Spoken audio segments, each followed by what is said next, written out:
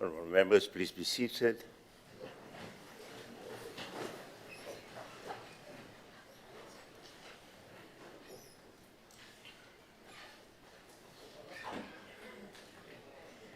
Honourable members, before we proceed to item 6 on our order paper, I believe I have a ruling to deliver on a point of order that was raised by the Honourable Chone Usomate this morning. The point of order was made pursuant to Standing Orders 125, Clause 3. Let me clarify from the beginning that the point of order raised does not qualify under the remit of Standing Order 125, Clause 3, as the matter in question relates to the withdrawing or the withdrawn motion and not the determination of the Business Committee.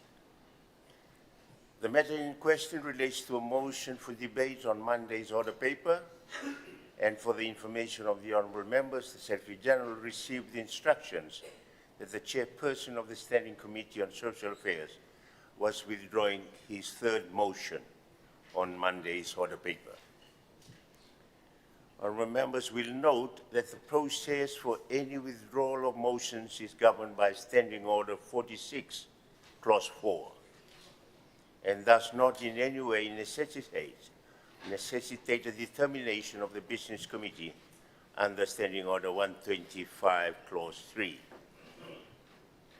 So the withdrawal of the motion by the chairperson of the Standing Committee on Social Affairs is, in my view, in order and fully complies with the requirement outlined under Standing Order 46, Clause 4. And in that respect, I hereby rule that the point of order raised by the Honourable Chone Usomate is not tenable and is out of order. That is the ruling of the Chair. We'll now move on to the next item on the order paper. Secretary General. Questions. First oral question for today. I now call on the Honourable Viam Pillay to ask question 220 of 2025. Thank you, Honourable Speaker. Honourable Speaker, I rise to ask question number 220 of 2025. And the question is to the Honourable Minister for Multi-Ethnic Affairs and Sugar Industry. Can the Honourable Minister inform Parliament on the current estimated tonnage of cane remaining to be harvested in the Rarawai mill area? Thank you, Honourable Speaker. Thank you. I now call on the Minister for Multi-Ethnic Affairs and Sugar Industry, the Honourable Charan Singh. Thank you very much, Mr. Speaker. I thank the Honourable Member for this question. Honourable Speaker, as of 30th of October, the estimated balance of cane remaining to be harvested in the Rarawai mill area, which also includes Penang mill area, stands at approximately 194,440 tons out of the total seasonal estimate of 607,000 tons.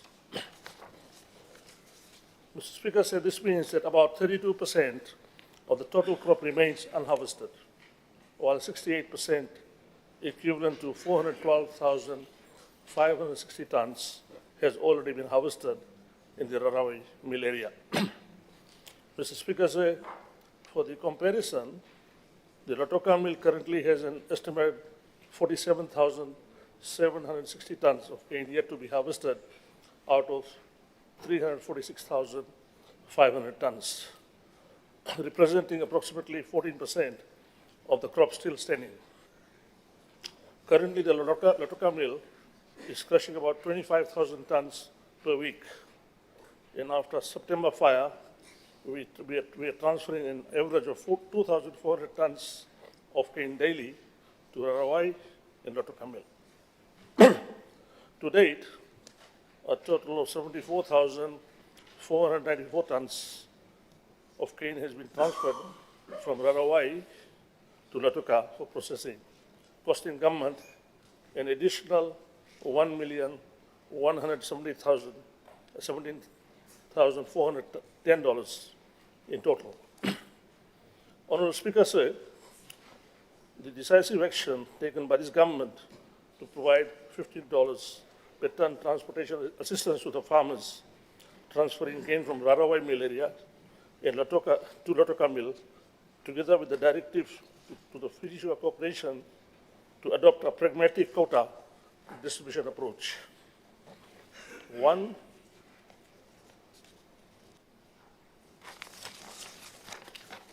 that not only ensures an equitable allocation of quotas between the two mills, but also prioritize manual gains with available cane cutters to retain them from safeguard of the livelihoods, has greatly elevated the transportation burden of growers and ensure the continuity of harvesting operations, despite temporary closure of Rarawai mill. Honorable Speaker, I would like to also bring to the attention of this august House that there are limitations to what government can alone do. An equally important role must be played by our growers.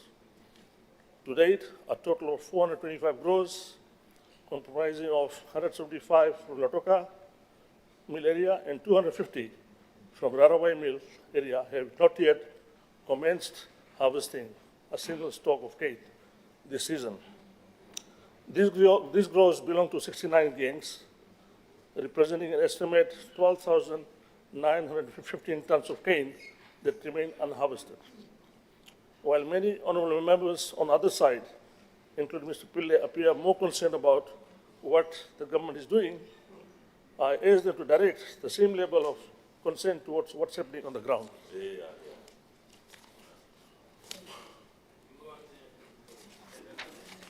Rather than spending time on social media and socializing the issues, they should go out to the farms, sit with the growers, share a cup of tea or coffee and bread with them on their farms, not in Latoka city, but encourage and assist our farmers to begin harvesting. As we anticipate the Rarawai mill to resume crushing in the first week of December, we are confident that this all will accelerate the remaining harvesting operations and enable farmers to deliver the balance of their cane before the end of season, probably before the rainy season sets in. This demonstrates our government's firm commitment to supporting cane farmers during the challenging period, maintaining mill performance, safeguarding the livelihoods of the industry workers, and ensuring that overall stability and resilience of the sugar industry. Thank you, Mr. Speaker. I thank the Minister, the Honorable Charan Singh, for his response. Are there any supplementary questions? Honorable B.M. Pillai, you have the floor, sir. Thank you, Honorable Speaker. Honorable Speaker, sugarcane farmers are facing a number of challenges due to the fire at Rarawai mill in September. One of the biggest cost factor is the banned cane penalty deduction due to the late issuance of quota and the poor performance of Latoka mill. My supplementary question to the Honorable Minister is, what is the Ministry of Sugar doing to assist farmers in this regard? The Honorable Minister. Mr. Speaker, the question is purely to ask about whatever is left to harvest. That is totally a new question. That is a new question. I'll answer in the next session. Thank you. Honorable Bala, you. Thank you, the floor. Mr. Speaker.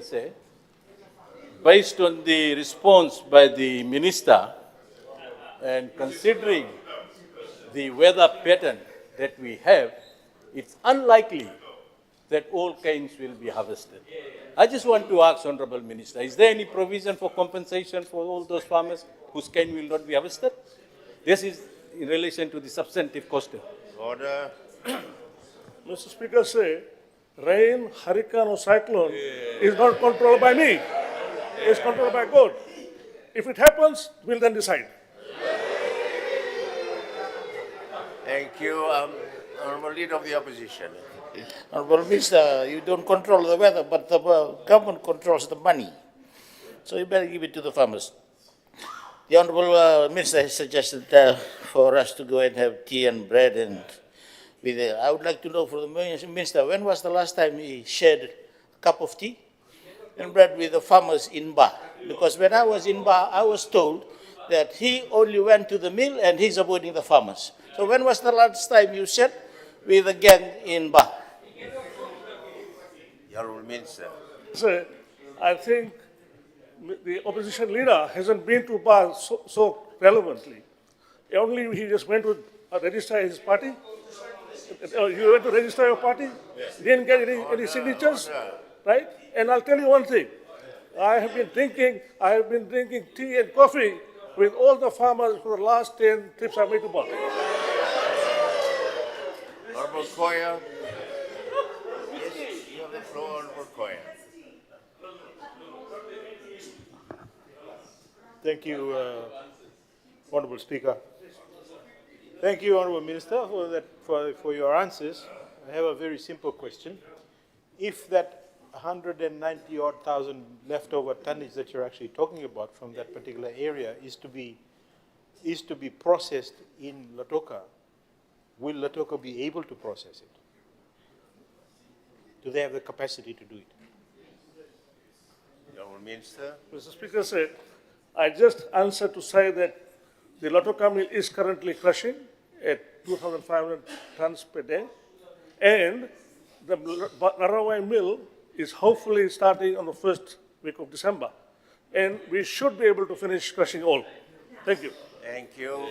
Last question from Thank you, Mr. Speaker. Supplementary question to the Minister. In light of the current challenges and slow harvesting, is the FSC able to meet its spot quota deadline? Thank you. I'll speak to that. Thank you, sir, Mr. Speaker. In light of the current challenges and slow harvesting, is the FSC able to meet its spot quota deadline? Mr. Speaker said, I think he doesn't hear what I'm saying. We will make sure we crush it. We'll do it. Full stop. Thank you.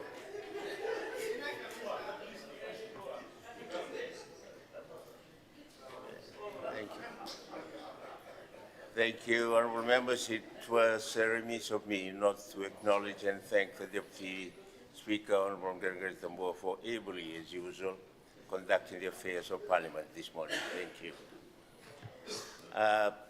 We'll move on to the second oral question. I will now call on I think the question is directed to the Honourable Prime Minister. He's not here at the moment. We will. You'll answer? Thank you. All right, we'll go ahead with the second oral question. I now call on the Honourable Ratu Chosaya Nyundamu to ask question 221 of 2025. Thank you, sir. Mr. Speaker, sir, I rise to ask question 221 of 2025, directed to the Honourable Prime Minister and Minister for Foreign Affairs, Civil Service and Public Enterprises. Can the Prime Minister update Parliament how the Ministry is creating pathways for alternative forms of fundraising or access to finance for MSMEs? NAC. Thank you. I'll call upon the Honourable Minister for Finance, Ezra Emmanuel. Thank you, Mr. Speaker, sir. I wish to thank the honourable member for the question. And before I proceed, I wish to acknowledge with deep gratitude the leadership of Honourable Kamkamida, the former minister, responsible for MSMEs and the leadership team on this initiative. Access to finance for micro, small and medium enterprises or MSMEs has come a long way, but our journey is far from complete. Through strategic initiatives by the government and various institutions, we are building a more inclusive ecosystem that gradually breaks down barriers needed for collateral, geographical isolation, and access to formal credit.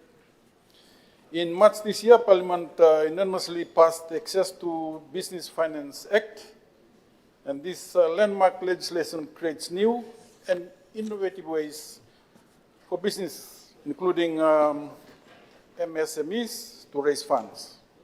And for information, it was an act that was passed with tremendous support from both sides of the House after it went through the bipartisan economic subcommittee. The first mechanism of raising funds is small offers. Small offers is basically a private company issued equity securities or shares up to 48 investors, raising no more than 2 million in total, with a retail investor limit of 20,000 each in any 12-month period.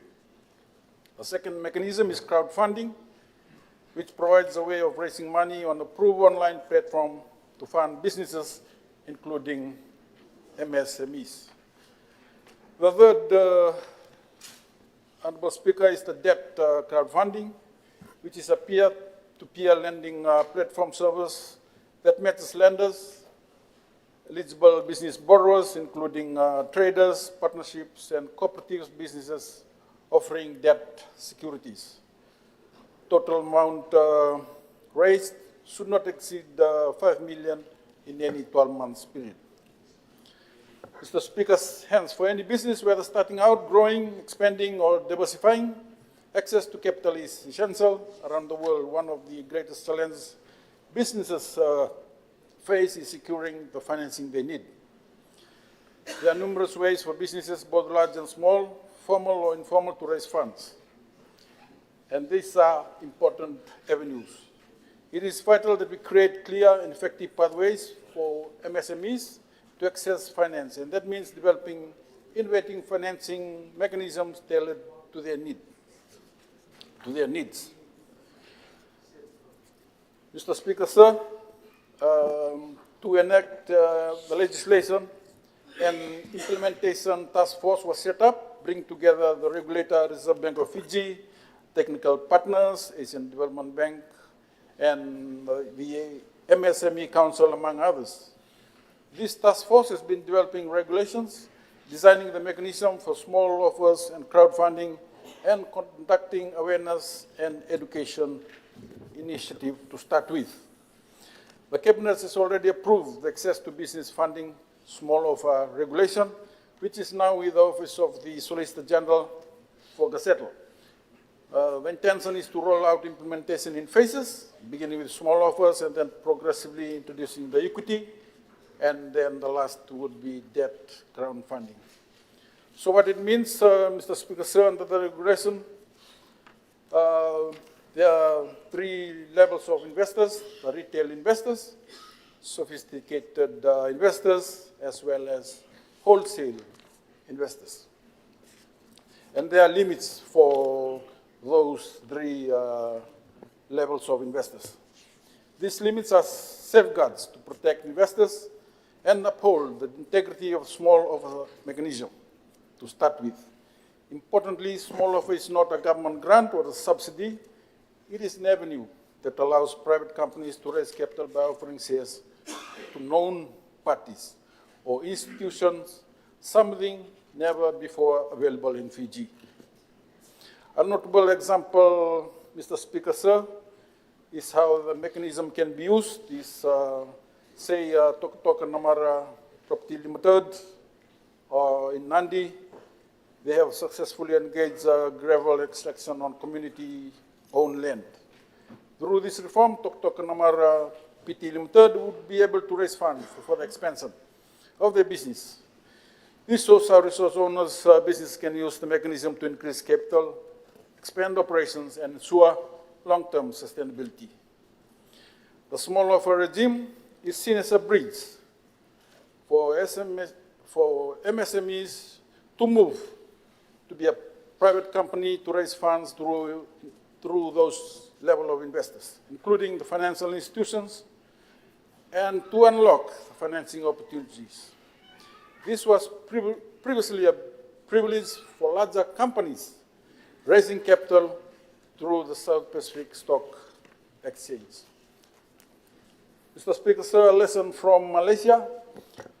While activating this component of the Act, a study tour was carried out in Malaysia, and that is to examine the alternative financing ecosystem.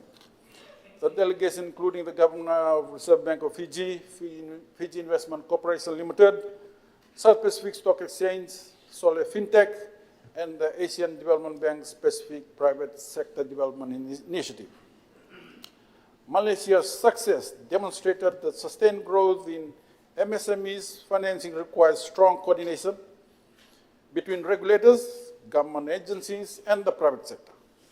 What was important to note was that the top-down, whole-of-economy approach offers valuable lessons for Fiji.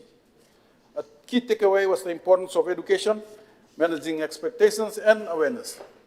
And that is why we are committed to providing the necessary guidance and support. The way forward, Mr. Speaker, sir, the task force is now working towards the development of a suitable Fiji-appropriate intermediary platform to facilitate either debt and equity crowdfunding. The government remains committed to ensuring that MSMEs have access to the financial sources they need to thrive, innovate, and contribute to the economic activity. Through the Access to Business Funding Act and its phased rollout, we are building a more inclusive and progressive financing landscape, one that empowers entrepreneurs, attracts investment, and drives sustainable growth for all Fijians. The MSME Fiji unit within the Ministry of Trade is leading this innovative financing solution in collaboration with RBF and ADB. Mr. Speaker, sir, I thank this August House for its support as we continue to advance Fiji's economic future. Honourable Speaker, if you or those listening have any questions with regard to this reform, you can contact the MSME Fiji helpline on 163 or the ministry responsible for cooperative MSMEs and MSMEs. And as stated in my response, it's work in progress. God bless you, Mr. Speaker, sir, and God bless this August House. I thank the Minister, the Honourable Emmanuel, for his response. Supplementary questions? Mr. Honourable Nindamu, Speaker, yes, sir. you have the floor. Thank you, Honourable Minister, for the answer. Just a question. What is the purpose of the Access to Business Funding Act and what benefits it will bring to the MSMEs? Thank you. Honourable Minister. Honourable Minister. Thank you, Mr. Speaker, sir. I think just I've mentioned some bit of the answers in my response. However, as I mentioned, it was to unlock new innovative financial solutions for MSMEs and for those that require access to finance. That is to be able to start, grow, and sustain their business. The funding through commercial banks, which do not offer MSME-friendly or MSME-tailored products and services such as lower interest rate, collateral-free, and unsecured lending, to name a few. This access to funding facilities will help those MSMEs. Furthermore, the cost of borrowing for the MSMEs is high and collateral requirements are stringent if you go to any financial institutions, including the banks. Thank you, Mr. Speaker. Thank you. Honourable Vijayanath. Thank you, Mr. Speaker, and I thank Honourable Minister. Honourable Minister, is the government working with the commercial banks to ease loan requirement for small business, and what role the FDB plays in this? Honourable Minister. Thank you. That is a new question. That is a new question by the honourable member. Honourable Usamati, you have the floor. Thank you, sir. I thought the question by Honorable Nyundam was also a new question, but obviously the reply was prepared. Mr. Speaker, sir, our people, our diaspora overseas, they contribute a lot of money to people in this country. A lot of it is sent as remittances, and a lot of it is used in consumption. So obviously I'd like to know whether the scheme that you have allows them to also contribute to the crowdfunding, because if they are able to do that, that money would not be used in consumption, it could then be used to generate income and generate livelihoods. And that's the question. Minister. Sorry. I do not want to preempt the work of the committee on those, but those points and issues have been taken into account by the committee in finalizing the framework. Thank you. We'll move on. We'll now call on the Honorable Pramila Kumar to ask question 222 of 2025. Honorable Madam, you have the floor. Thank you, sir. My question is to the Minister for Housing and Local Government. Can the Minister inform Parliament on why are the special administrators in Suva and Nasino still acting as chief executive officers, and what is the timeline for appointing substantive CEOs? Now call on the Minister for Housing and Local Government, the Honorable Matthew Nalumisa. Thank you, Honorable Speaker. Mr. Speaker, sir, this question is not supposed to be asked in this August House. The reason, Mr. Speaker, sir, it's an internal as well as an operational issue, and no, it's a petty question. Because the municipalities, Mr. Speaker, they have their own governance structures, they have their own policies that govern the recruitment for all these, the CEOs and whoever they want to have within the organization. Thank you, Mr. Speaker, sir. Thank you. Honorable Kumar. It is so disappointing, Mr. Speaker, sir. As a Minister for Local Government, he doesn't even know his role. He appoints the special administrators in all towns and cities, and they themselves appoint themselves as CEOs, acting CEOs. And you can see the conflict of interest. And not only 2 municipal councils, there are 8 municipal councils without CEOs, and they're all failed politicians who are appointed there. Right. So when you talk about cleanup, you start from there. So, Mr. Speaker, sir, my question is, what measures does the minister intend to implement to prevent similar delays in future CEO appointments in municipal councils across Fiji? Minister. Thank you, Mr. Speaker, sir. I want to advise this August House, Mr. Speaker, sir, as a former Minister for Housing and Local Government, when she appointed the CEO for Suva City Council, the contract was never signed from 2019 till the CEO was changed in April 2024. Mr. Speaker, sir, when we came in, in concurrence with all the 30 municipalities, we have engaged 2 recruitment agencies to help in the recruitment and hiring of all CEOs in all the 30 municipalities. And they are KPMG as well as Mexumais. And to date, from these 30 municipalities, have already done the recruitment for all the 10th municipalities except for 2, which is Suva, which is going to be happening soon, as well as Lambasa. And one of the major criteria, just to answer a question, when it comes to the appointment of hiring of this very important position is, first, they must have the qualification. 2, they must be competent as well as have the necessary experience to lead organizations. A good example is big organizations like Suva. They need a good qualified person who understands finance, also has ability to manage big municipalities, as well as big municipalities like Nasino. Thank you, Mr. Speaker, sir. Thank you. Honorable Bala, last question, yes. Thank you, Mr. Speaker, sir. Mr. Speaker, sir, since the Section 9A of Local Government Act was repealed in 2024, I want to ask Minister under what powers the acting chief of executive officers are appointed who are also the special administrators, because there is a conflict of interest. So I just need to know about the powers, under what powers. Thank you, Mr. Speaker. The Honourable Minister. Thank you, Mr. Speaker, sir. What we did as the ministry is before we actually appoint these, the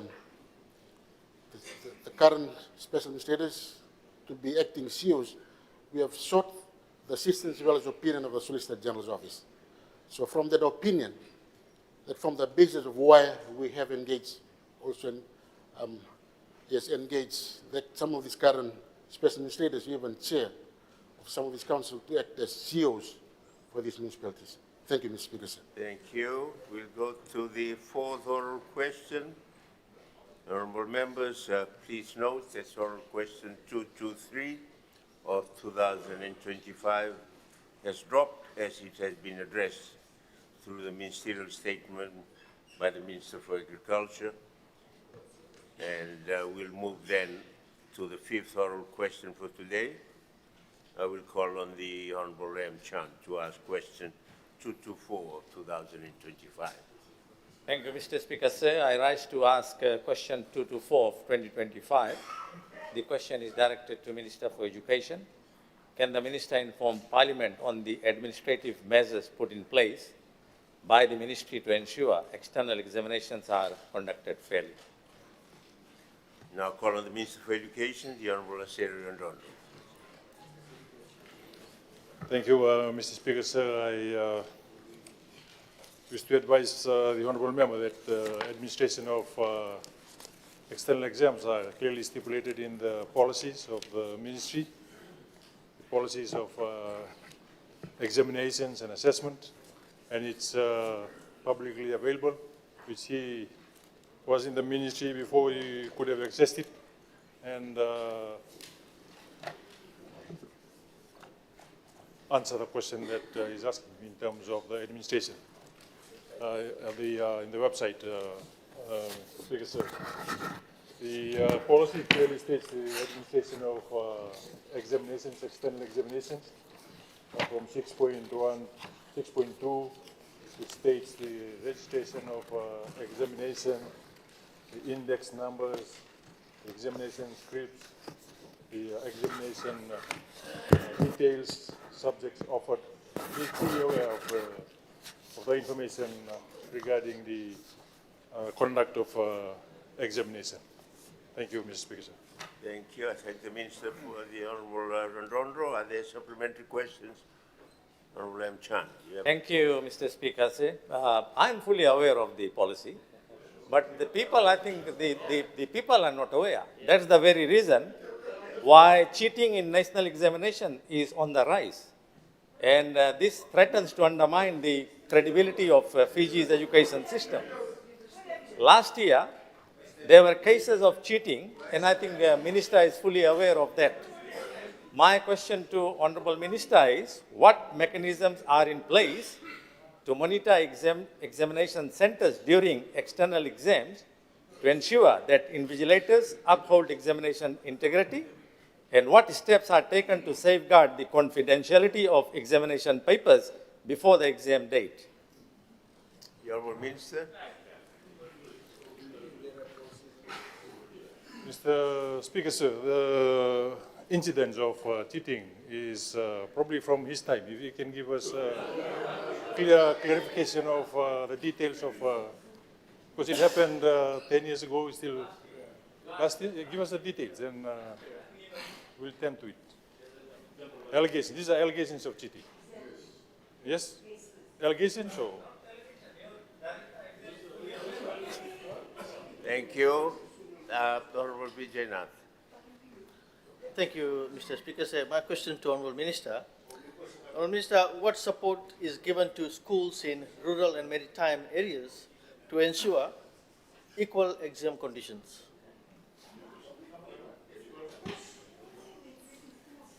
Can you just clarify? You mean to say that examinations are done outside of the classroom? I will repeat, Honourable Speaker.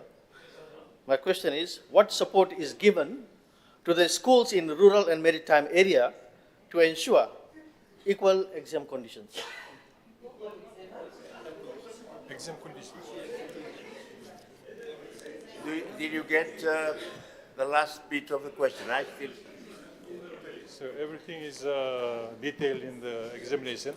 As honorable member, like all the other members of this house, have gone through examinations, and the conditions you are well aware of. If you are specifically asking for unusual weather conditions, we can give, otherwise it's all normal conditions. We give supervisors, we give test papers, and certain rules, as the honorable member Kumar would be fully aware of. But in terms of examiners, there's rules for candidates for the exam. There's examiners, the security and confidentiality of examination papers are all detailed in the policies. Unless you have specific details of those that are not complying to this, and please bring it to our attention. Thank you. Thank you. We'll now move on to the next question, the sixth oral question for today. I will now call on the Honorable Sachit Anand to ask question 225 of 2025. Thank you, Mr. Speaker, sir. I rise to ask question 225 of 2025 under my name, addressed to the Honourable Minister for Finance, Commerce and Business Development.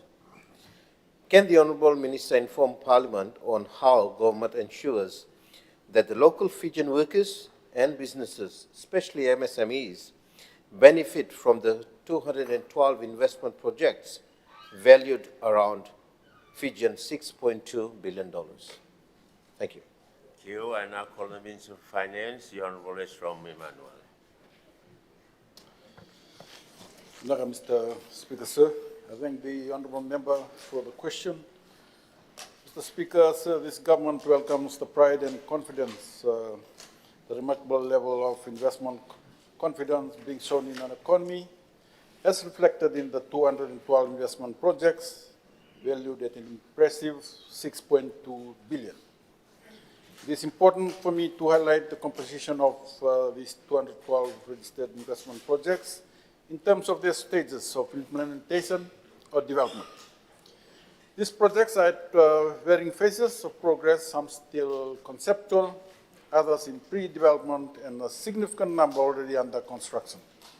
For the information of this House, 86 projects valued at approximately $1.67 billion are currently under construction. 73 projects valued at $2.3 billion are in the pre-development phase, awaiting some remaining approval and about to start groundbreaking. And the rest, 53 projects, with an estimated $2.2 billion remain in the conceptual stage. These projects, Mr. Speaker, sir, are spread right across Fiji and covers 14 key sectors of our economy, from tourism and manufacturing to ICT, energy, agriculture, transportation, education, and health. The details in the list, so if an honourable member want a copy, they can get a copy. Mr. Speaker, sir, at the heart of the government's development philosophy is inclusive growth. That is, Fijian workers and Fijian business truly benefit from investments and growth, especially for MSMEs, which are the backbone of our country. And to achieve this, government has adopted several practical and impactful strategies as reflected in the 2025-2026 national budget to ensure these projects bring real and lasting benefit to our people and the communities. Mr. Speaker, those investment projects will lead to empowering workers through education and skills. First, Mr. Speaker, sir, government remains steadfast in its commitment to education, skills development, and workforce empowerment. We know the future belongs to those who are skilled and prepared. That is why we're investing strongly in TVET, ensuring our young Fijians are ready to take up the jobs created by those investment projects.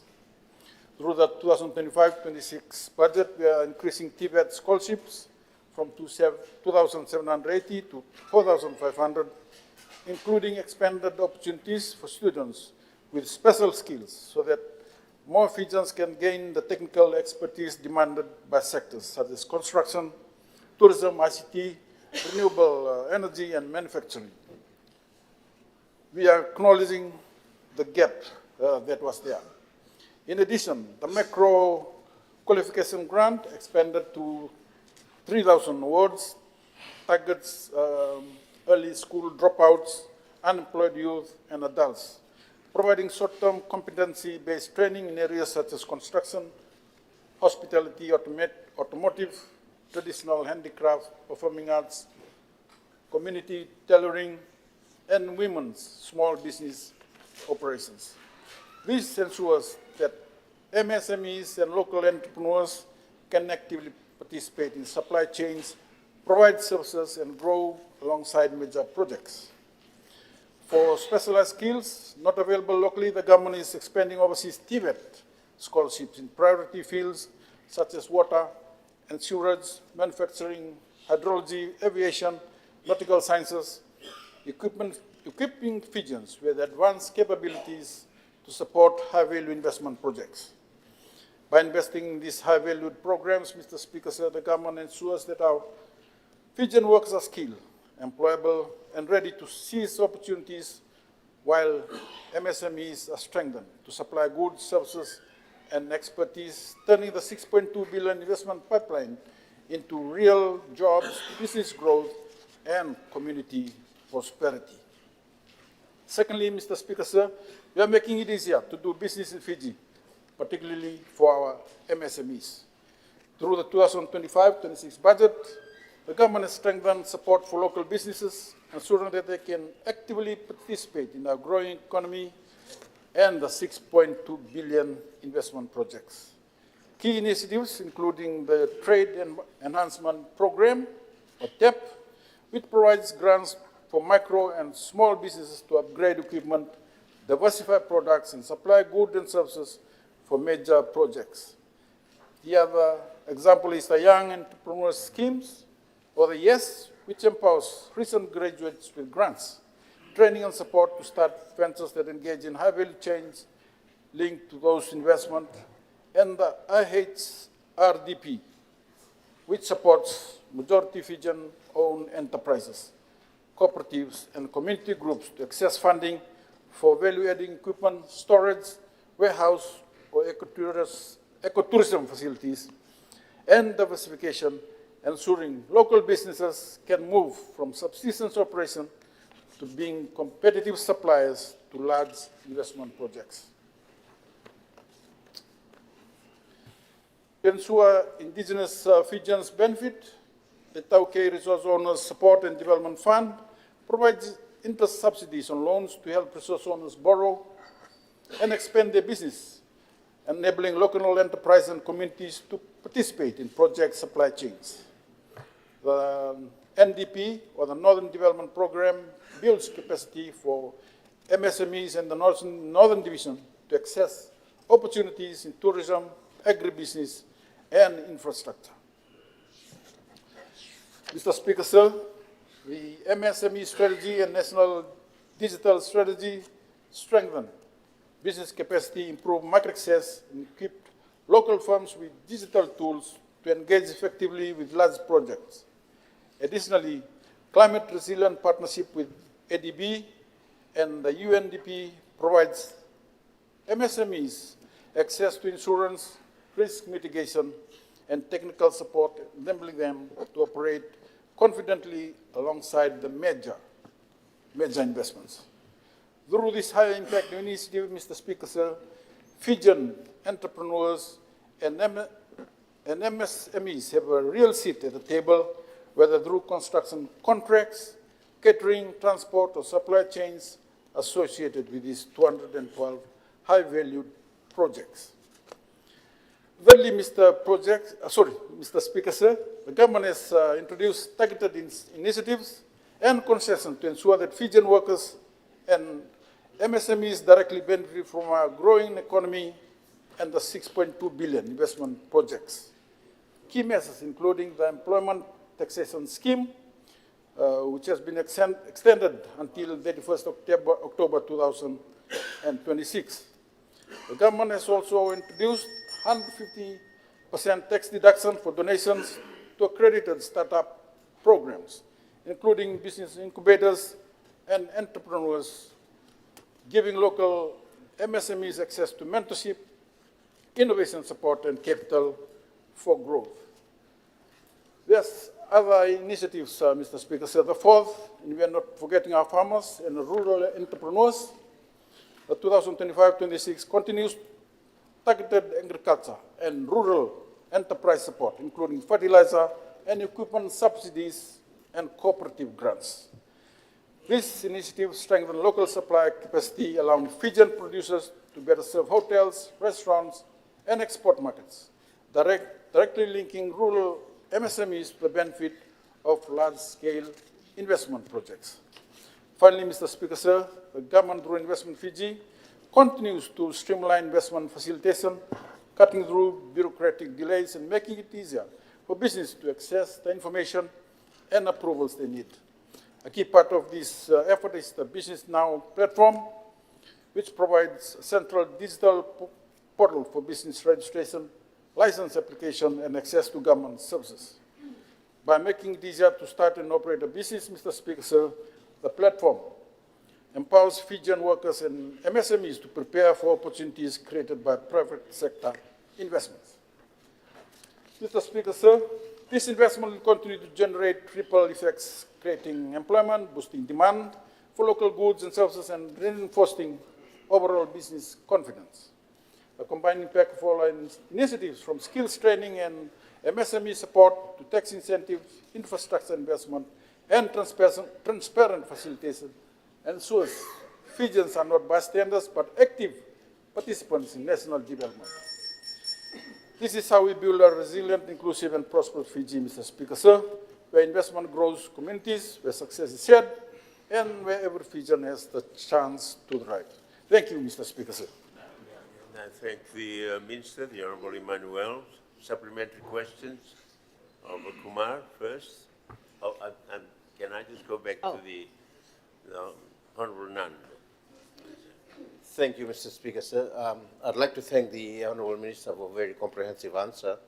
My supplementary question, Mr. Speaker, sir, is what is being done to help E2K and women-led small businesses to benefit from these investment projects? Honourable Minister. Thank you, Mr. Speaker, sir. Empowering E2Ks and women-led enterprises remains a cornerstone of this government-inclusive economic agenda. Through the Ministry of Commerce and Business Development, in partnership with government agencies, financial institutions, and women-led cooperatives, we are advancing a coordinated strategy to expand access to finance, skills, and markets. Guided by the cooperative and social working approach, we are revitalizing communal business model, enabling village enterprises to pool resources, strengthen the governance, and collectively meet the investment supply demand. At the same time, tailored financial products, literacy training, and mentoring programs are equipping women entrepreneurs, particularly in rural and maritime areas, to formalize and scale their business. The National MSME Database supports targeted evidence-based policy development, while initiatives such as Start Your Own Business and bookkeeping and governance training enhance essential management and leadership skills. Mr. Speaker, sir, by promoting collaboration, capacity building, and inclusive growth, we ensure that every investment in Fiji also invests in our people, our communities, and our shared prosperity. Mr. Speaker, sir. Thank you. Honorable Kumar, you have the floor. Thank you, Mr. Speaker, sir, and I thank the Minister for his detailed response to the questions. Mr. Speaker, sir, I understand that this investment is by private sector. It's driven by private sector. So my question is, out of 212 projects that you have mentioned, how many of those projects, or what percentage roughly, is driven by local investors and by foreign investors? Thank you. Thank you, Honorable Minister. Sorry, Mr. Speaker, sir, I have the list here, but I couldn't be able to calculate how much is foreign and how much is local. But looking at, in terms of dollar terms, bulk overseas investors. Thank you, Honorable. The leader of the is a follow-up question, Honorable Kumar. Yes, sir. I think even your Ministry of Commerce or Investment, Fiji, would be interested in this data or in this information, because that will show the interest expressed by the foreign investors. And that's why we wanted to know that, so that we all know what is the interest from the foreign investors. Yeah. You sit quietly there. Yeah, we'll provide, and we can give you a copy if you want, Honorable. The leader of the opposition, Honorable Chair. Thank you, Honorable Speaker, sir. We welcome these investments, Honorable Speaker, sir. But my question is, because more private sector investment will mean high GDP growth, more job creation, and even better human health, human development indicators. So my question is, how will this impact our GDP growth rate, if forecasted already? And the Human Development Index, particularly on per capita income. If all these 212 investments and 612 billion land on our shores, how does it impact our GDP growth? And of course, the on Human Development Index, the per capita income. The Honorable Minister. Sure. Thank you, Honorable Member, for that question. Surely, if all those projects come into place in short time, it will surely affect economic growth in a year. But from this pipeline, it will take a few years. Some will be completed this year, some next year and following year. So it will surely affect economic growth, plus as well as the per capita income. 6 billion. Question, Honorable Sharma. Thank you, Honorable Speaker. For the last 3 years, we've been hearing about pipelines, millions invested, and ease of doing business. Mr. Speaker, sir, when we speak about ease of doing businesses for MSMEs, the question is related to one of the fiscal policies under government, that if you talk about ease of doing business, MSMEs have complained about the installation of VMS at a 50K threshold. And now with you as a new finance minister, if you really want them to be able to save the money and invest in the productivity, are you looking to take this up back to 100,000 threshold? Sorry, Honorable, sorry, Speaker, it's a new question altogether. All right. Okay. We'll move on. I'll now call on the next question to the Honorable Joseph Nunn to ask question 226 of 2025. Thank you, Mr. Honorable Speaker. Nunn, you have the floor. Thank you, Mr. Speaker. I rise to ask question 226 of 2025 to the Minister for Land and Mineral Resources. Can the Minister update Parliament on the Savu Port forced lease dispute, which is creating operating challenges for tourism operators? Thank you, Mr. Speaker. Thank you. The Minister for Lands and Mineral Resources, the Honorable Philomena Osoromo.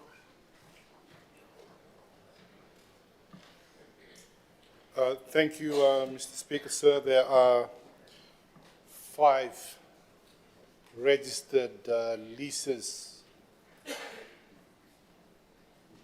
along the area that is identified in the question by the Honourable Nand between the Sabu Port foreshore area to the Arroy Bay. We have record of 5 leases that exist there.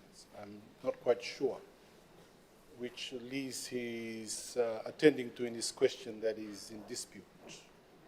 If you can clarify that for me, I'll be able to assist the House with an answer. If there's a specific question in relation to any of those leases, I'll be happy to assist. Thank you. Maybe you'll have the opportunity to ask another time, because that would not tantamount to a second question. We'll move on. Thank you. The 8th oral question is, I call on the Honourable Lenora Gerger-Tambua to ask question 227 of 2025. Thank you, Mr. Speaker. My question is directed to the Minister for Women, Children and Social Protection. Can the Minister update Parliament on the KPIs for the Fiji National Policy on the Rights of Persons with Disabilities and strategies for addressing the shortcomings in improving their lives? Thank you, sir. I call on the Minister for Women, Children and Social Protection, the Honourable Shashi Kurran. Thank you, Mr. Speaker. I thank Honourable Gerger-Tambua for the question. Mr. Speaker, the Fiji National Policy on the Rights of Persons with Disabilities has 13 priority areas. I'll highlight them, the KPIs and the government investments. Number 1 is coordination and mainstreaming, ensure the policy is fully implemented, monitored and resourced, coordinate disability services at national, divisional and district levels, and there are district and divisional committees already working on this, mainstreaming disability across all government programs and plans. Number 2 is advocacy and awareness, breaking negative stereotypes and promoting a positive image of persons with disabilities, raising awareness of their needs and rights, and encouraging acceptance and understanding of persons with disabilities in all their diversity. Number 3 is data and research, collecting accurate data to guide policies and programs, measuring progress and identifying areas needing more attention. 4 is health and well-being, ensuring persons with disabilities have access to affordable, quality and accessible health services throughout their lives. 5 is education and training, providing inclusive education at all levels, including early childhood, primary, secondary, vocational and tertiary education, training teachers to meet the needs of children with disabilities. 6, employment and economic security, increasing employment opportunities in public and private sectors, removing barriers to employment and supporting entrepreneurship, providing reasonable accommodation to ensure equal participation. 7, rights of women, children, youth and older persons with disabilities, for women and girls with disabilities to enjoy full rights and freedoms. Violence against women and children with disabilities is addressed. Youth and older persons with disabilities are empowered to participate fully in society. 8 was accessibility, improving access to facilities, services, and transport for all persons with disabilities. 9 is access to justice, ensuring equal access to justice for persons with disabilities, including courts and law enforcement. 10, social protection and housing, using social protection measures to promote equity, providing appropriate and affordable housing for persons with disability. 11, assistive devices and technology, improving supply, distribution, and maintenance of assistive devices, ensuring technology is accessible, affordable, and appropriate to support independence. 12, sports and recreation, increasing participation in sports at all levels, improving accessibility to sport facilities and programs. And 13, disaster risk reduction and climate change, including persons with disabilities in all disaster planning and response, ensuring post-disaster assessments and climate change adaptation strategies consider their needs. Mr. Speaker, the government's investment in persons with disabilities has increased significantly over the past 5 years. From 21.8 million in 2020-2021 budget to 40.7 million in 2024-2025, an increase of 86.8%. Most of this funding has been facilitated through our ministry. Other partnering agencies include the Ministry of Finance, Health and Medical Services, Housing, Youth and Sports, and Education. About 7.6 million of this goes to 13,000 persons with permanent disability. A monitoring evaluation review and learning framework, MEL framework, is being developed and it will be ready by mid next year. This is being done in partnership with National Council of Persons with Disabilities, OPDs, and DFAT. This tool will monitor progress, including the KPIs, highlight successes, review strategies for areas facing challenges, and share good practices. Mr. Speaker, the policy and the investments made by government shows our determination to ensure persons with disabilities live with dignity, independence, and equal opportunity. I'd like to provide further details to Honorable Koya's question yesterday on the use of disability data for policy making and service delivery. There are already a memorandum of understanding or agreement with Fiji Elections Office to ensure inclusivity in the election process. There is MOA with TELS, MOA with University of the South Pacific to ensure that the places are not only inclusive, but USP students could also come and be placed at the council. There is draft MOA with Ministry of Toke Affairs to help conduct health surveys in villages for persons living with disability. The data already is being used for revising of National Building Code. The National Council of Persons with Disabilities, as well as the OPDs, were consulted during the review of National Building Code, and written submissions have been provided to solidify the need to have accessible homes and inclusion in all building developments. There is MOA with Ministry of Housing for retrofits. The National Council of Persons with Disabilities in 2025 entered into a partnership with Ministry of Housing and VT Spinal Injury Association for the retrofit assistance to the existing houses. To date, 30 families have been assisted and others are being checked for eligibility requirements.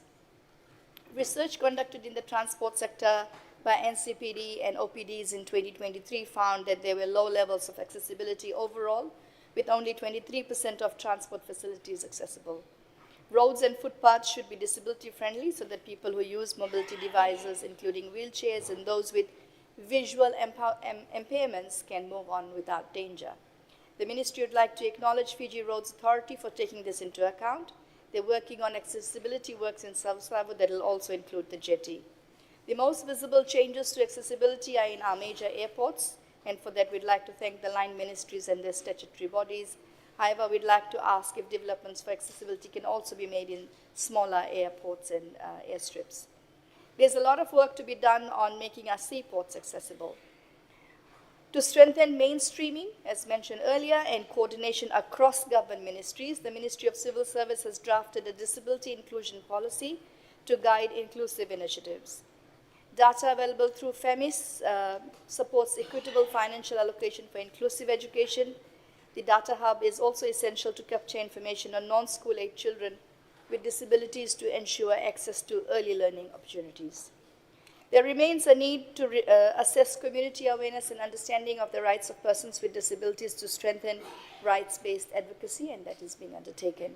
Mr. Speaker, these updates reflect the ongoing efforts of the Ministry and the Council and the advocacy of the organizations of persons with disabilities to promote inclusion and advance the rights of all persons with disabilities in Fiji in different sectors. Thank you, Mr. Speaker. I thank the Minister, the Honourable Shashi Kiran, for her statement. Contribution from supplementary questions. There are none. We will proceed to the 9th oral question for today. I will call on the Honourable Fayaz Goya to ask question 228 of 2028. Thank you, Honourable Speaker. Honourable Speaker, my question is addressed to the Minister for Finance, Commerce and Business Development. Can the Minister inform Parliament why the Westin project, owned by FNPF and developed by Fletcher Construction, came to a halt recently? And I call on the Minister for Finance, Commerce and Business Development, the Honourable S. Rom Emmanuel. Thank you, Mr. Speaker, sir. Thank you, Honourable Member, for this question. And I wish to advise that the Westin redevelopment project represents a major transformation of the former Regent Hotel, the first hotel in Denarau, originally built in 1975 and rebranded as the Westin. in the late 1990s. The property is fully owned by the Fiji National Provident Fund through its subsidiary, Dabo PTE Limited, and is being reconstructed, renovated by Fletcher Construction. Fletcher Construction Fiji is a joint venture. It's owned 50% by Fletcher Construction New Zealand, 25% by the Fiji National Provident Fund, and 25% by Fijian Holdings Limited. Mr. Speaker, sir, works on the project temporarily came to a halt due to contractual matters and a disagreement between the parties. And those parties are separate legal business entity. These matters resulted in differing views and delays in the fulfillment of certain project obligations. Despite ongoing efforts to resolve the issues and maintain progress on the site, this led to a short-term demobilization of works. The Dabo project entity, as a subsidiary of FNPF, continues to operate in accordance with proper governance processes and is acting at all times in the best interest of the fund and its members. Mr. Speaker, sir, I wish to assure Parliament that both parties have been in continuous dialogue to finalize the matter. Discussions are progressing well, and I've been advised that the contractual issue is expected to be fully resolved by this week, after which normal construction activities will resume. Mr. Speaker, sir, construction progress across the guest room blocks has advanced to the final stages, with practical completion now targeted for March 2026.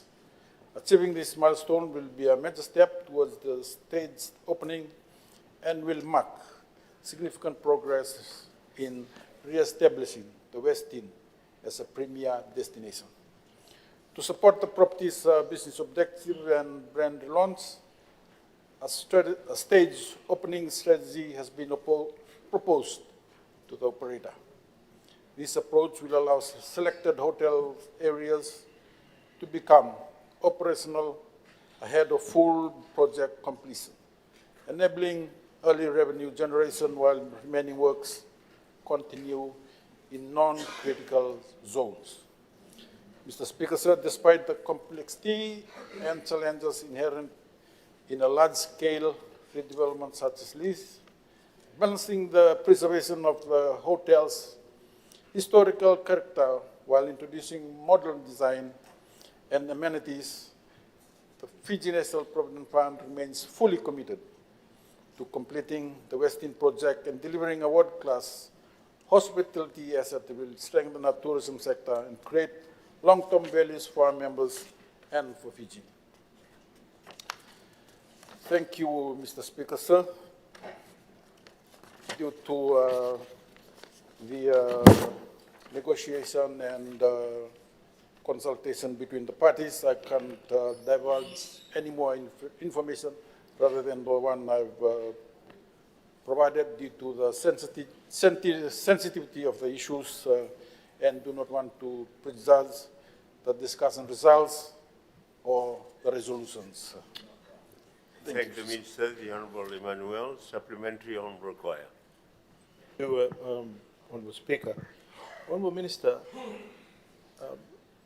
after what you've just explained, have we not put ourselves in a difficult position because the property is owned by FNPF and the company doing the construction also is partially owned by FNPF? So is it not ethically not quite correct, and we put ourselves in a very difficult position because effectively tomorrow, if it has to go to court, FNPF will be suing its own construction company? Have we not put ourselves in a difficult position? Thank you. Thank you. That's like a new question, Mr. Speaker, sir. But I just wish to advise that whatever happens here is like FNPF is the dead, and we have two sons are going underneath the dead. So those sons are negotiating, and the dad is there ensuring that there's a resolution at the end. Thank you. Will Honorable Kumar, do you wish to ask a supplementary? Yes, sir. Thank you. Thank you for this opportunity. I want to ask the minister, this project has been really, really delayed, and it is costing the FNPF members lots of dollars, right? So my question to you is, how will the members be compensated with this delay? Thank you. That's a new question, member, because it's moving on to the financial aspects I of. agree with the minister there. I think it goes much more than what the original question was, right? Right. Let's go on, honourable members, to the other supplementary question. The last one of the day. I call on the Honourable Selen Kumar to ask question 229 of 2025.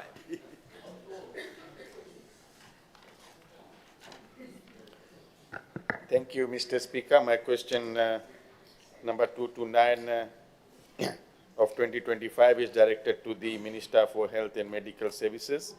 Can the Minister update Parliament on the launch of the National Family Planning Policy 2025-2030? Thank you. Minister for Health and Medical Services, the Honourable Dr. Ratu Antonio Lalmalavu. Thank you, Mr. Speaker, sir, and thank you, Honourable Member, for the question. The National Family Planning Policy of 2025 to 2030 was developed through extensive consultations and collaborations between the various stakeholders, interested stakeholders, the practitioners, experts, those that serve in the front line, and together with our partner representatives and experts from within the ministry. It was launched earlier in the 21st of July this year, and was attended by members of the Diplomatic Corps, development partners, UN agencies, government representatives, civil societies, and NGOs.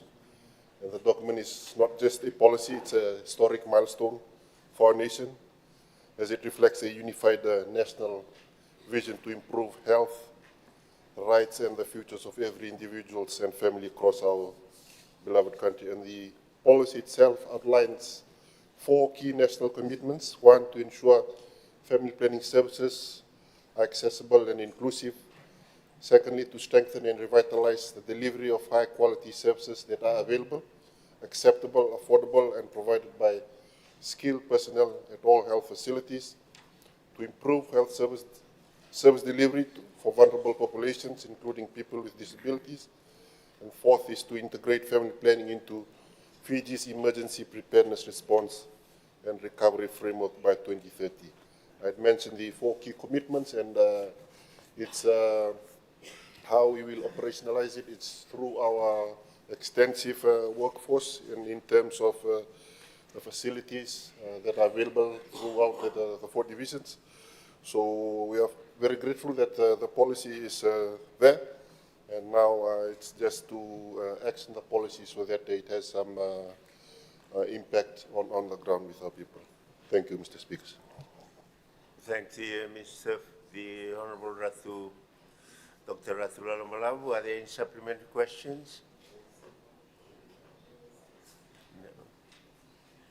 Thank you. I think, honourable members, we will, since I have not got the cue from the Secretary General, we will move on.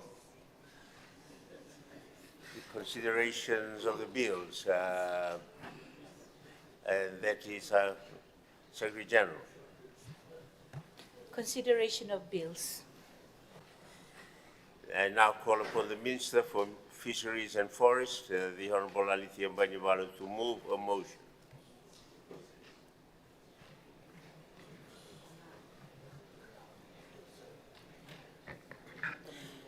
Honourable Speaker, pursuant to Standing Order 51, I move that the Fisheries Amendment Bill of 2025 be considered by Parliament without delay that the bill must pass through one stage at a single sitting of Parliament, that the bill must not be referred to a standing committee or other committee of Parliament, and that the bill must be debated and voted upon by Parliament on Thursday, 6 November 2025, but that 1 hour be given to debate the bill with a right of reply given to me as the member moving this motion. Thank you. Is there a second? Mr. Speaker, sir, I beg to second the motion. Thank you. The Honorable Felipe Fisoau, second. We now call on the Minister of Fisheries and Forestry to speak on a motion.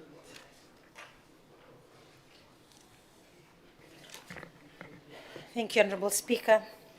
Honourable Speaker of Parliament, the Honourable Prime Minister, Honourable Ministers and Assistant Ministers, Honourable Leader of Opposition, Honourable Members of Parliament, ladies and gentlemen. Honourable Speaker, I rise to move the Fisheries Amendment Bill of 2025. Honourable Speaker, on the 25th of April 2023, Cabinet had approved the review of the fisheries legislation through Cabinet Decision 171 of 2023. The ultimate goal of the review was to develop a fit-to-purpose legislation to support growth in the fisheries sector, ensure food security and livelihoods, and encourage resource sustainability that benefits current and future generations. Honourable Speaker, the Ministry of Fishery is mandated to sustain, manage, and protect Fiji's fisheries resources. This responsibility is executed through various policies and particularly the following legislative framework that is directly administered by the Ministry. And these are the Fisheries Act of 1941, Offshore Fisheries Management Act of 2012, Offshore Fisheries Management Regulation of 2014, and the Aquaculture Act of 2024. Honourable Speaker, this motion is for the amendment to the Fisheries Act of 1941 to ensure ease of enforcement and application. The Act in its entirety will be reviewed consequently, but this amendment is urgent for the sustainable management of the inshore fisheries resources. Honourable Speaker, Fiji's marine and freshwater resources are facing increased pressures from exploitation, unsustainable harvesting practices, pollution, the effects of climate change, and habitat degradation and other external forces. Honourable Speaker, additionally, there has been a noticeable lack in the effectiveness of the Fisheries Act of 1941 in its current state in terms of its management, compliance, and enforcement aspects in relation to the present and emerging demands of the coastal or inshore fisheries sector in Fiji. Honourable Speaker, as the Ministry continues to uplift the livelihoods of coastal communities and the benefits that they and the rest of Fiji enjoy from the utilization of our marine resources, it must ensure that these practices are being pursued in a sustainable manner. As such, Honourable Speaker, the proposed bill is aimed at bridging the lack of management and compliance controls in the Fisheries Act of 1941. Honourable Speaker, under the current Fisheries Act, enforcement is carried out by authorized officers appointed by the Minister, including police officers, licensing officers, and fish wardens who may inspect licenses, board vessels, and detained offenders and equipment without a warrant. Offences such as obstruction of fishing violations can lead to fines, imprisonment, or cancellation of licenses with vessels and catch, subject to forfeiture upon conviction. Honourable Speaker, the enforcement in the 1941 Act is primarily at present through prosecution for offences which can be cumbersome, time-consuming, and a costly affair for all parties involved.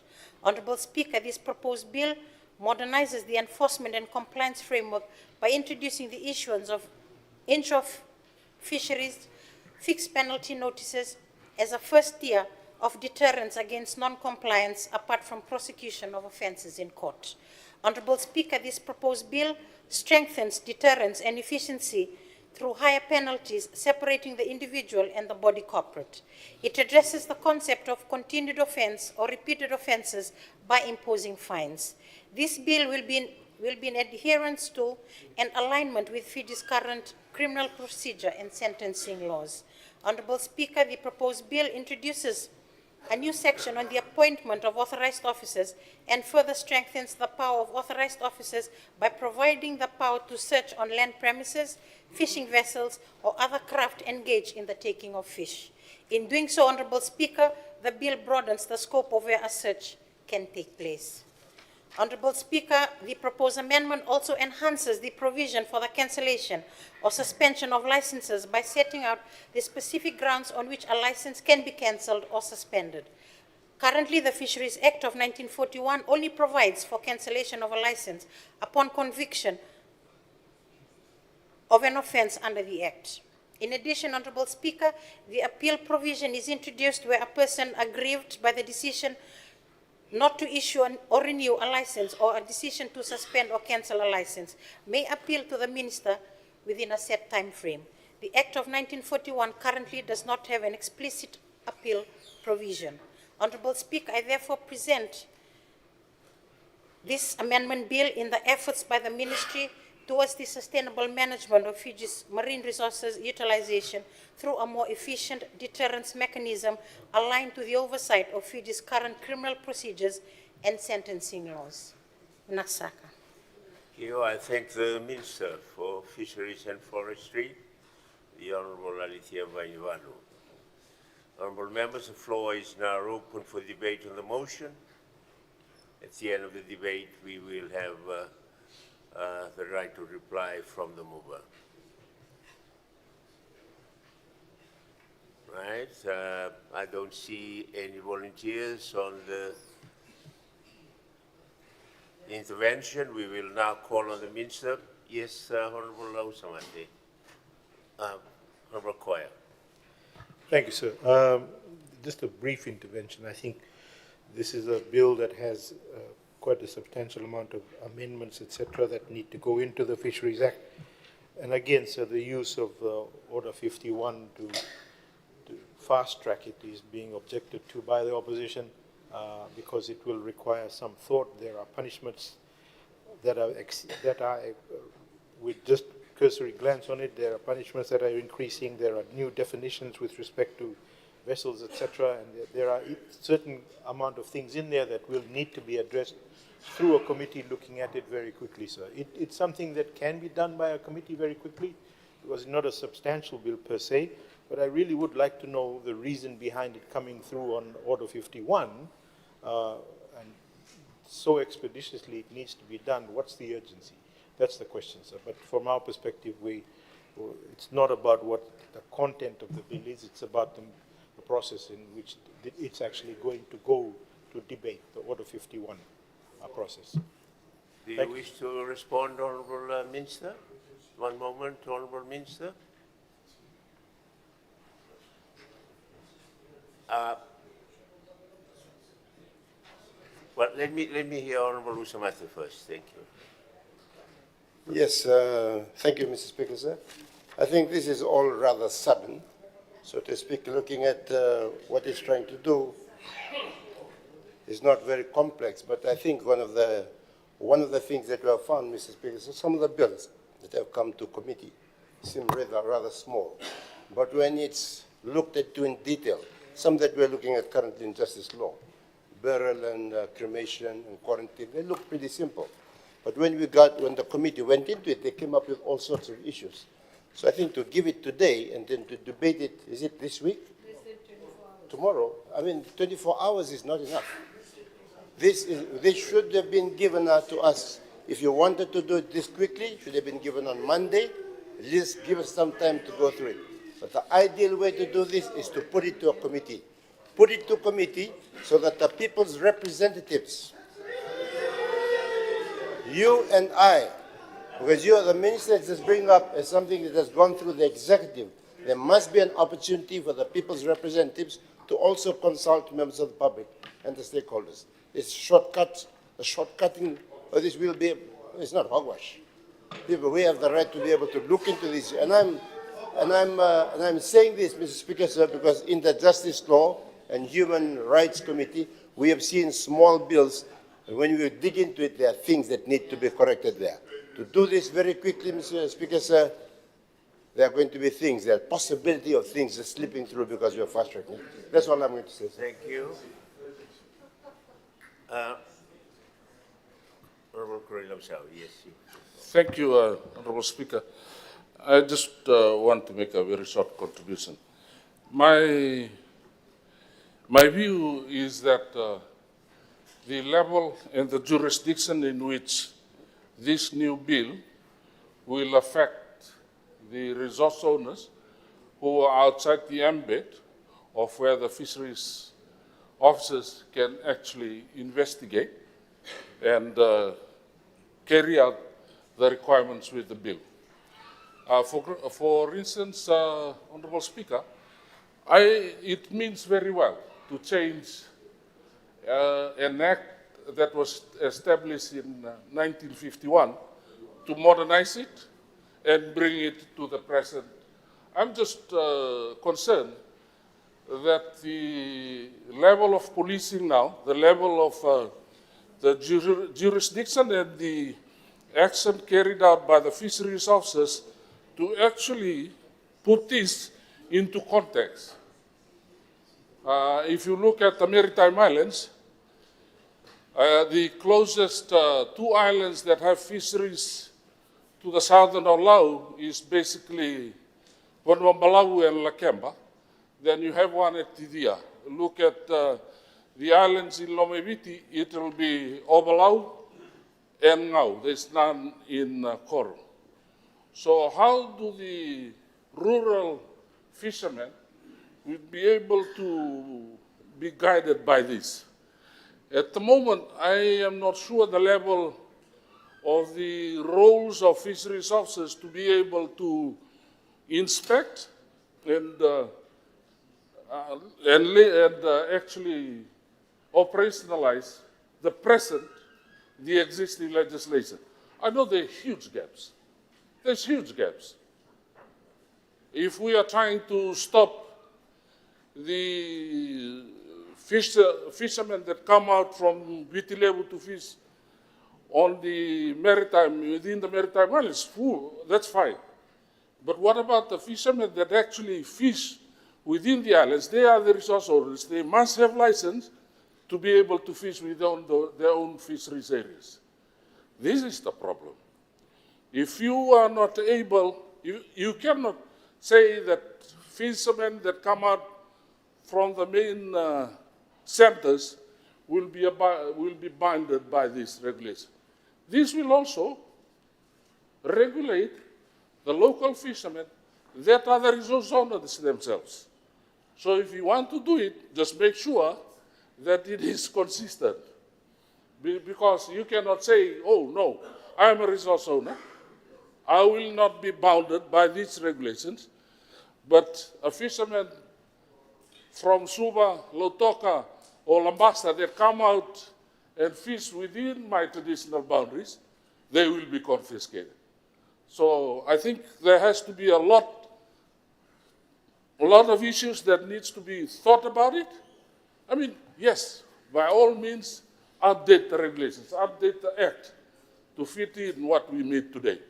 But basically, we need to be fair and make sure that this applies across the board. Thank you, Honorable Speaker. Honorable Musarongo, you have the floor. Thank you, Honorable Speaker. I stand to support the motion by the Minister for Forestry and Fisheries for this bill to have its passage under Standing Order 51. I know that the Honorable Usumate has harped on about the opportunity for representatives of the people to be consulted and heard, i.e. members of parliament. That can happen tomorrow, as has been moved by the Honorable Minister. But there's not quite a lot that needs to be changed. I mean, if we look at the explanatory notes, paragraph 1, paragraph 2, paragraph 3, the major paragraphs, if you count all of it, it's 14 small paragraphs.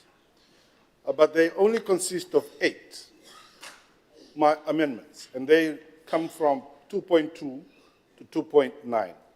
So 8 sections of the existing law has been asked for by the Honourable Minister to be changed.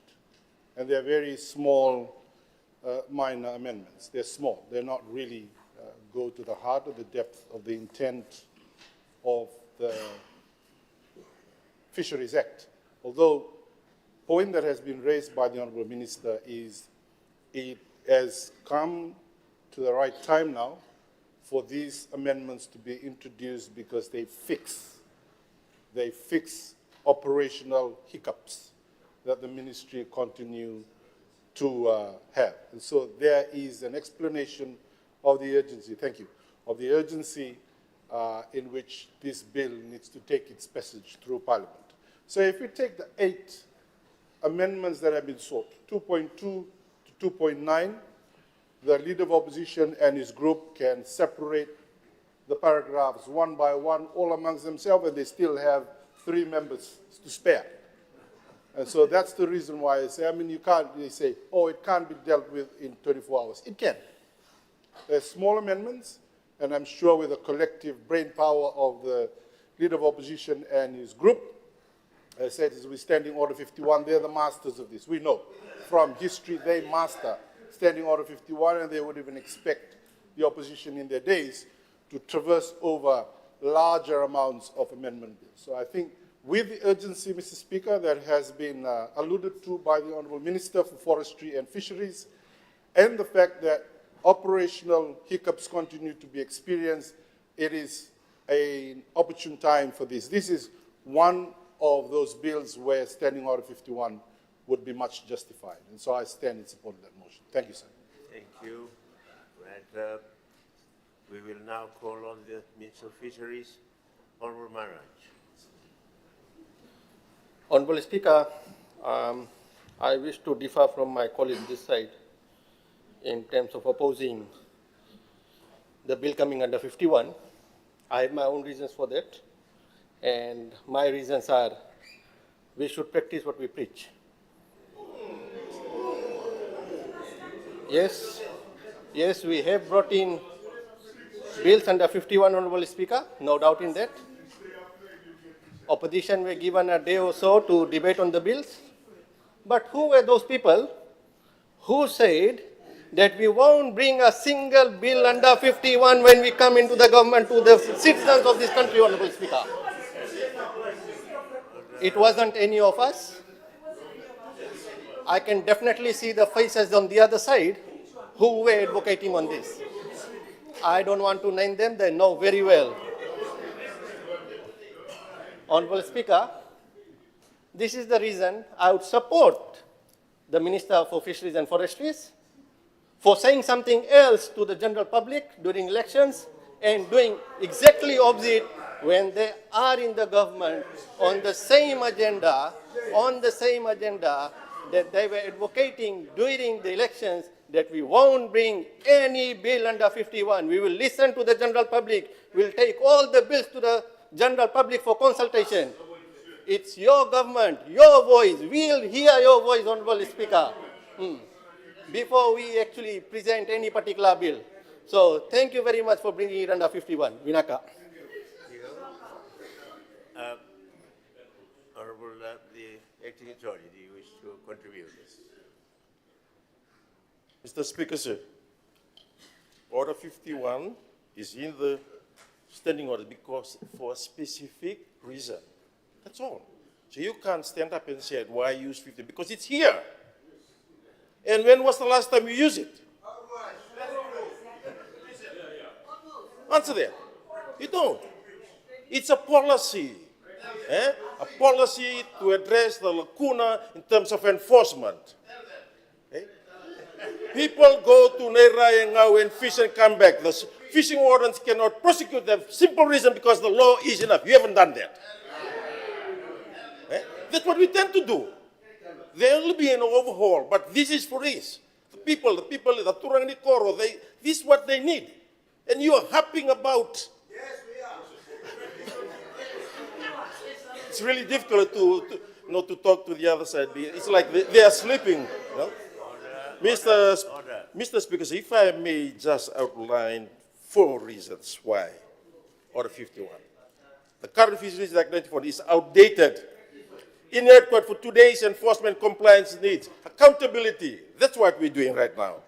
The ministry urgently requires a new fixed penalty system to address rushing, non-compliant coastal and inshore fisheries. What we have done for the Itoke people who own fishing rights. You actually stop them. No, you stop them from collecting money what readily owed to them. Guess what? This government is going to give it back to them. The delay in passage would undermine ongoing reform timeliness and Fiji's obligation to regional fisheries and management frameworks. We've been here hearing the Minister for Fisheries, attending these conferences. We have an obligation, not only to the international community, to our very own people and to our voters. The bill only makes targeted amendments, that's what they can understand, to strengthen enforcement and administration. It is not a major policy shift, make it suitable for expanded parliamentary procedures under Standing 51. I support the motion, Mr. Speaker, sir. Honorable Kumar. I would like to say to the Attorney General that his arguments were nothing to do with what this side of the House is trying to talk about. We are only talking about what you had said earlier on. We will not use Standing Order 51. That was the argument. That was the argument. Because you must practice what you preach. Right? And then you don't show us, what are the things stated under Standing 51. We all know that. We all know that. We've been in Parliament for quite some time. You are new on your seat. So you don't have to tell us what's in the Standing Order, right? But the argument presented by Honorable Semi Korelevasau is a sound argument, and we just hope that this bill will not affect the resource owners. That is the only argument that I want to put across, and perhaps urge the Minister to reconsider if it has got any implication on the resource owners. Thank you. Thank you.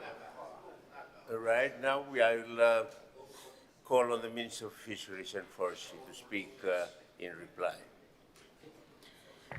Thank you, Honourable Speaker. I'd like to thank honourable members who have contributed to the motion before the House. Thank you for your constructive comments.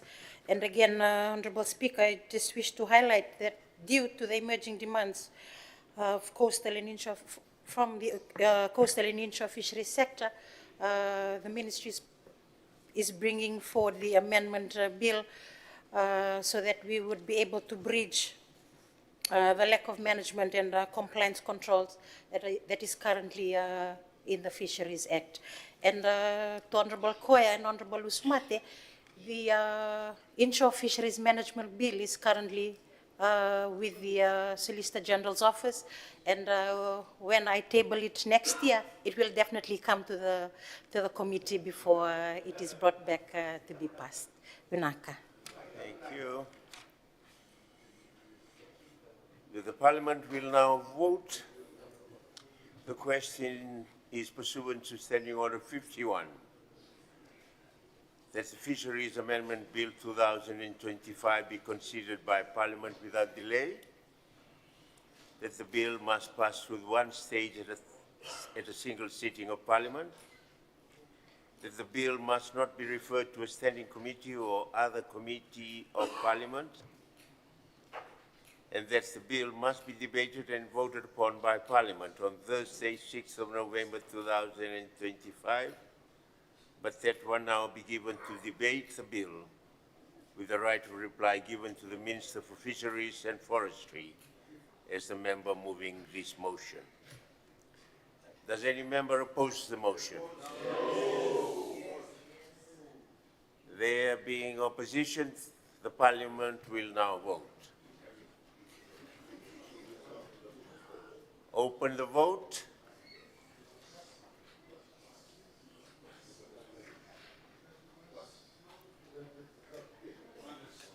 Close the vote.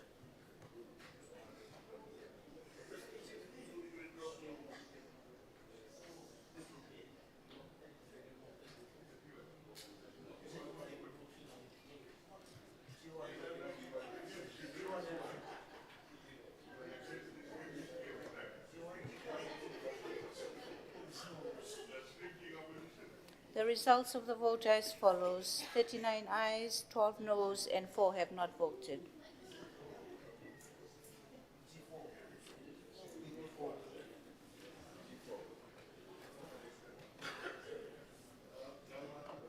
"39 ayes, the result of the vote, 12 noes, 4 did not vote.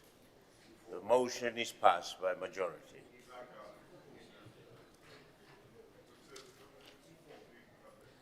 Thank you, honourable members. We move on. Secretary General.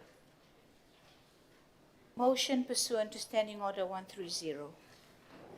I now call on the Minister for Justice and the Acting Attorney, the Honourable Sir Mithuranga, to move his motion. Mr. Speaker, I move that the Standing Committee on Foreign Affairs and Defence review the following: protocol relating to an amendment to Article 50A of the Convention on International Civil Aviation, and protocol relating to an amendment to Article 56 of the Convention on International Civil Aviation.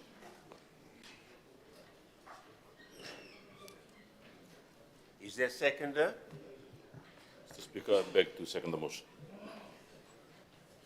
Honourable Roa Felipe Tusoau, the seconder. Honourable members, the Acting Attorney has moved a motion to refer the treaty to the Standing Committee on Foreign Affairs and Defence.